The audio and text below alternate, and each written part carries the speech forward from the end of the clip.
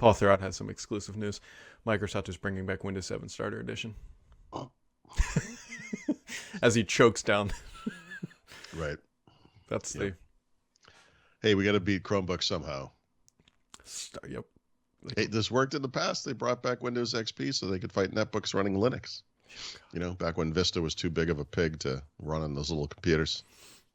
It worked out well for them, didn't it? Actually, that did work out well for them. I think that was the last anti-competitive move they ever made that worked. Yeah. Why is it so bright? I think I'd have this memorized by now, but you went through that really quick. I got to say, you've clearly I've done it. Used that menu before. My thing would be 1,000 times. That something would appear on screen that wasn't what I wanted. I'm very familiar with that as well.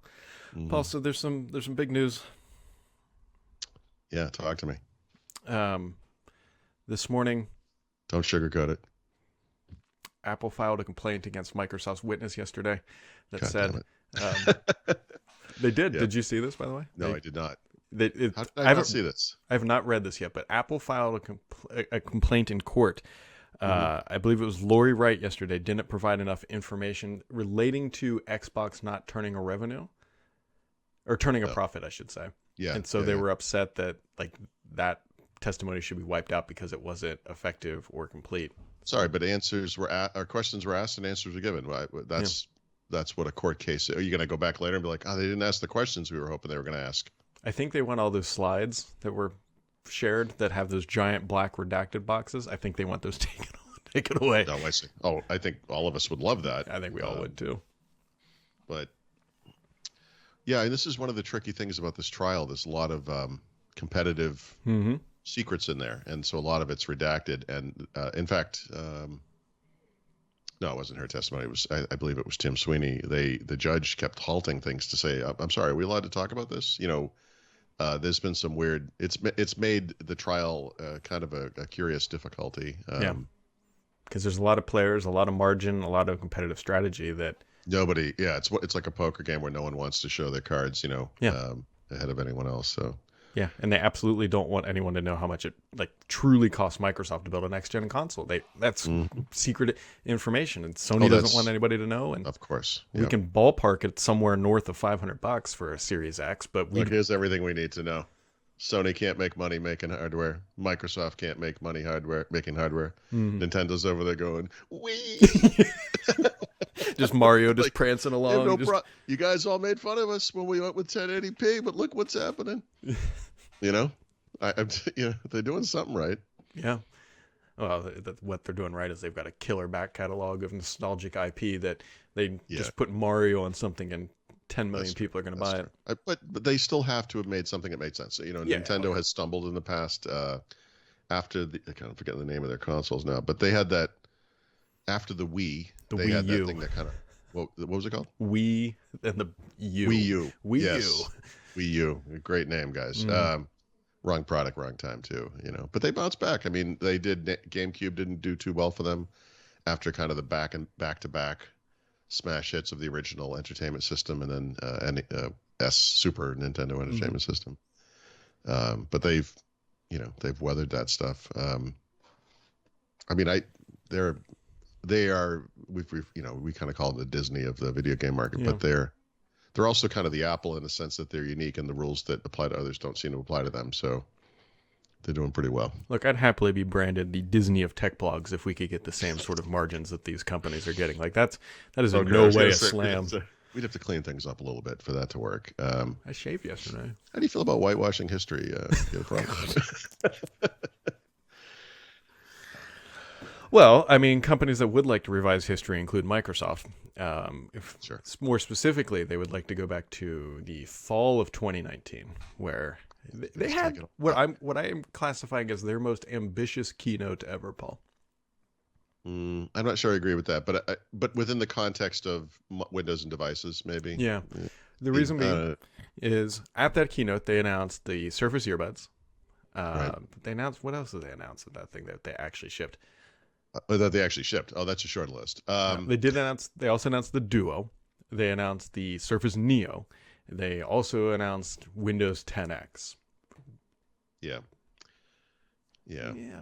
Right. And so, I mean, how's that been doing in the market so far? Yeah, I was down at Best Buy yesterday, and they were all sold out of Surface I Neos. mean, Like, it was incredible. Like, not a single one on the shelf. find, couldn't find anything running Windows 10X. Yeah. This thing, some of our rival websites would claim that this means great success for this platform. It's completely sold out. Yes. It's unavailable.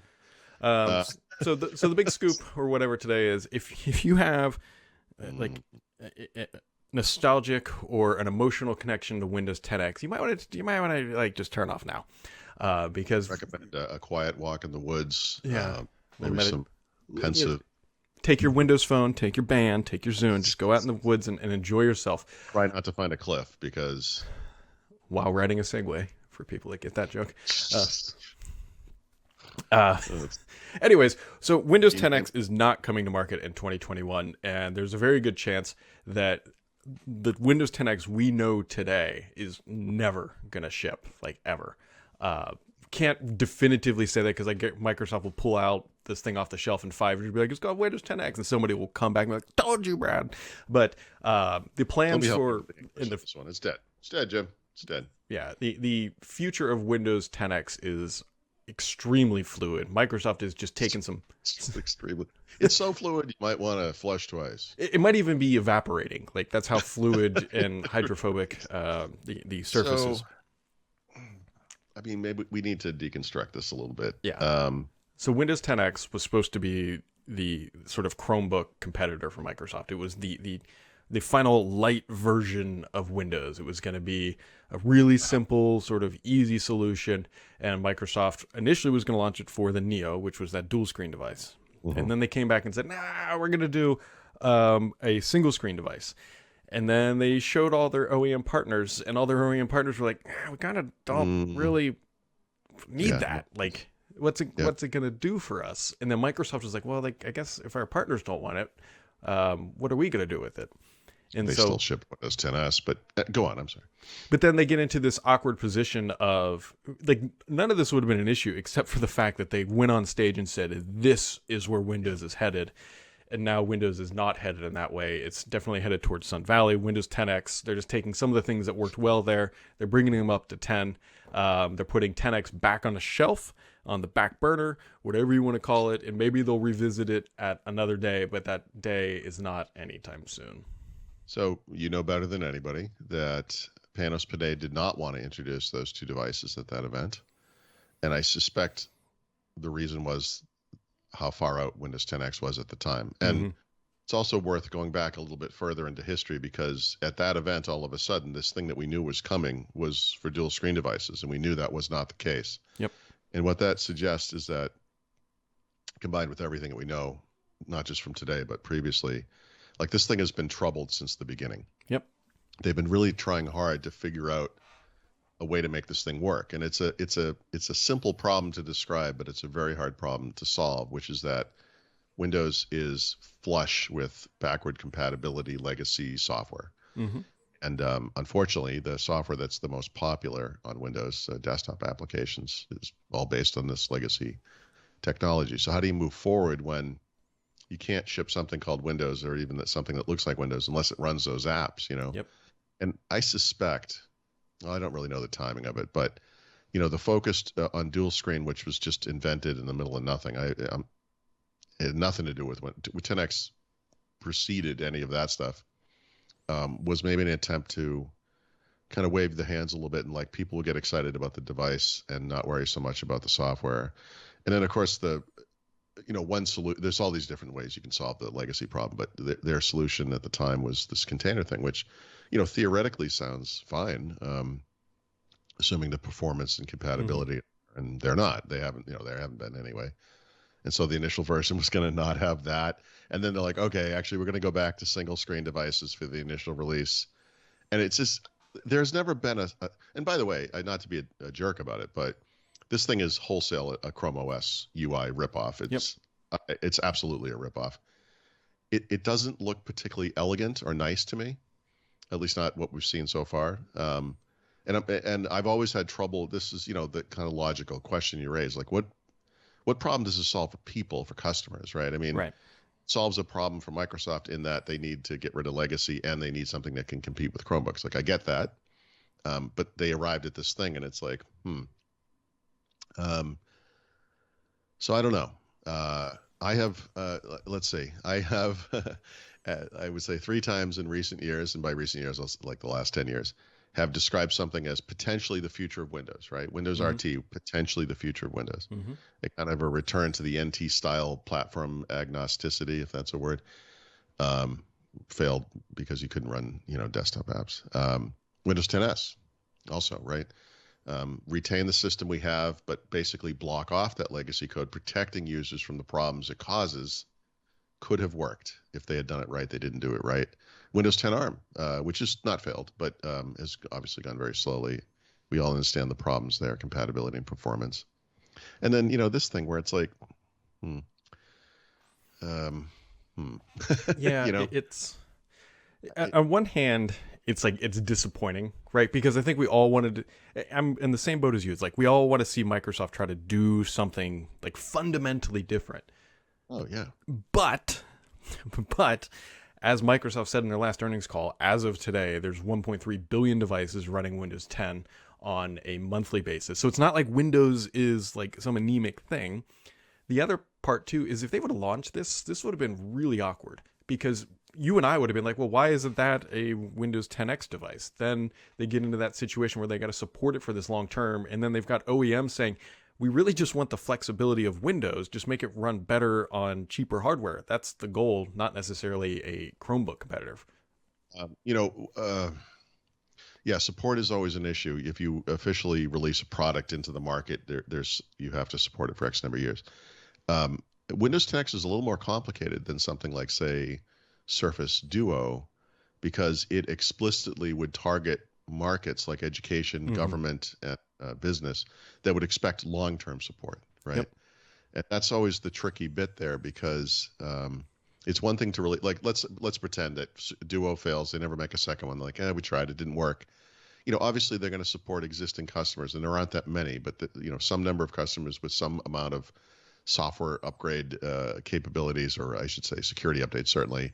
But it's going to be like a couple of years, right? It's not going to be 10 years. Something like Windows 10X, if they, if they release it to those target markets, there's going to be a much broader range of support expected and demanded by anyone who would even, before anyone would even consider it. Yep. Yeah. And look, we're all kind of Windows enthusiasts, Microsoft enthusiasts, whatever. Like many of you, I assume, we've tried it, and it's like, I want to be okay with this. But when you think, I'm not a fan of Chromebooks. I don't mean like that, but like I completely understand Chromebooks. Like I think they serve an important role. I think these are great computers for lots of people. And for whatever reason, I can't use one. Like I can't even explain why. It's like so limiting. It serves a very specific demographic, and that's.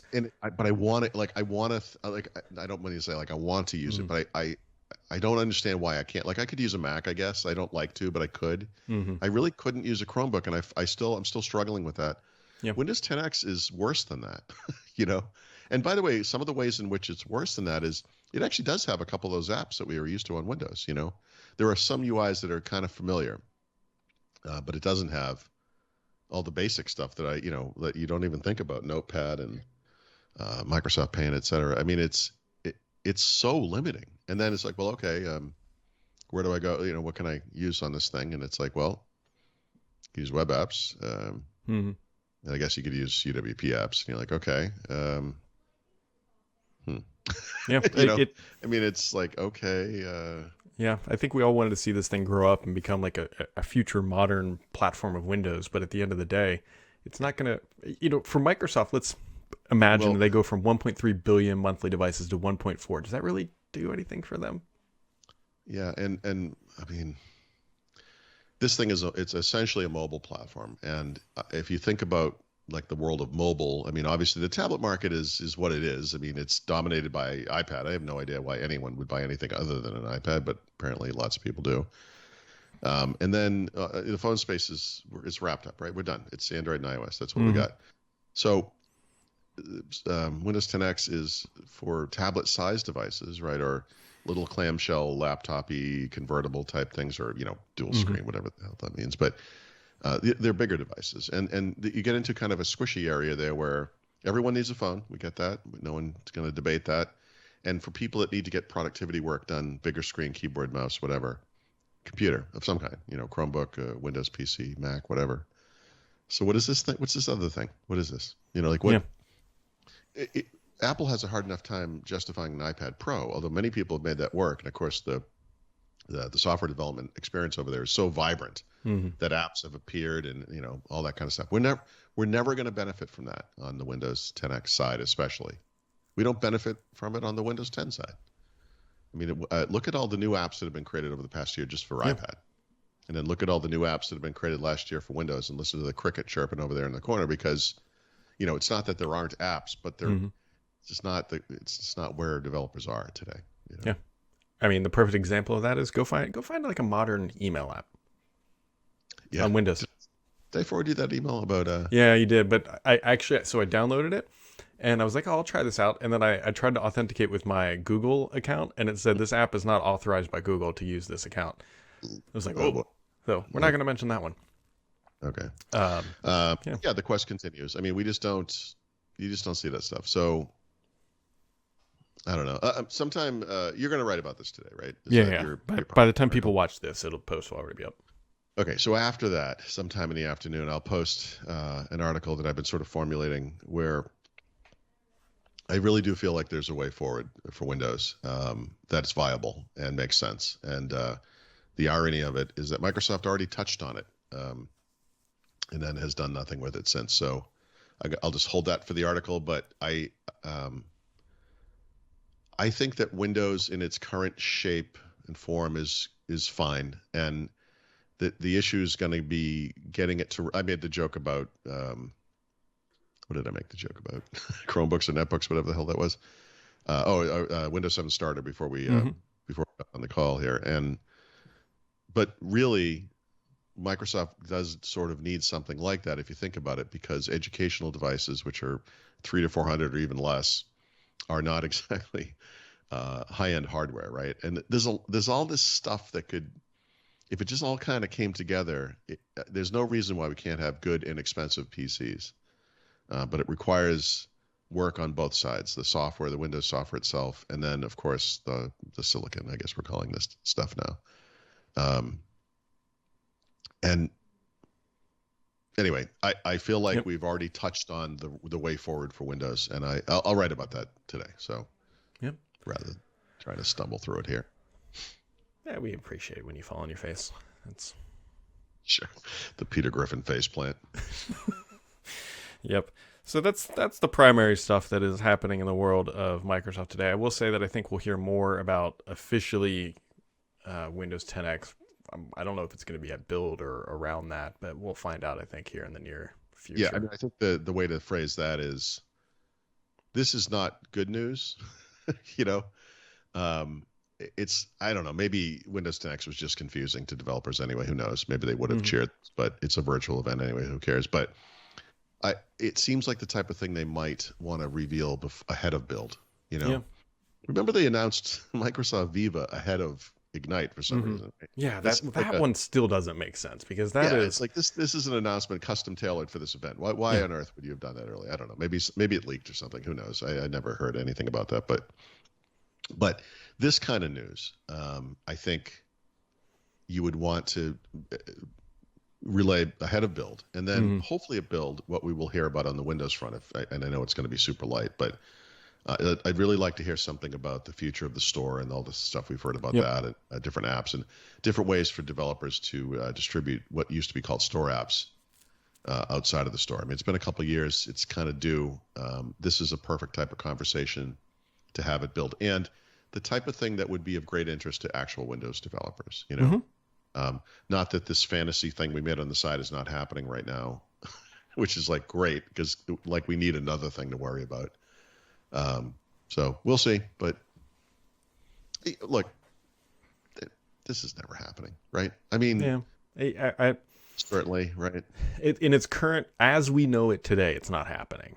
unless Microsoft comes up with some like great ideas or technological breakthroughs. The 10X we know, like we have literally seen today, is not materializing anytime soon. If we communicate this correctly, this could come off as a great promotion for Panos Panay. It really, well, Oh, seriously, because this is a guy who did not want to talk about these devices, for one thing. He was, you know, he is the guy who said, we're not doing the dual screen thing. We gotta, you know, we have to scale this thing. He is the guy who ultimately decided that, yes, this Win32 container thing is not working, so we're going to skip that for V1. And he is the guy who ultimately kind of said, yeah, we're not doing this, at least for now, and probably not forever. So is that decisive decision making or whatever? Yeah, I think so. He had, I mean, he invented this thing. He kind of walked into it. They were working on it, and he's the reason. I mean, he's the reason Duo did ship. I guess we could also point that out, but I think we can also say he's the reason that this hasn't shipped, and I think it's fair to say that was the right decision. I think right? We're in agreement. We're also in agreement that Monday will show up sooner. Yes. Monday will be here eventually. Sure. Maybe we will. Maybe we won't.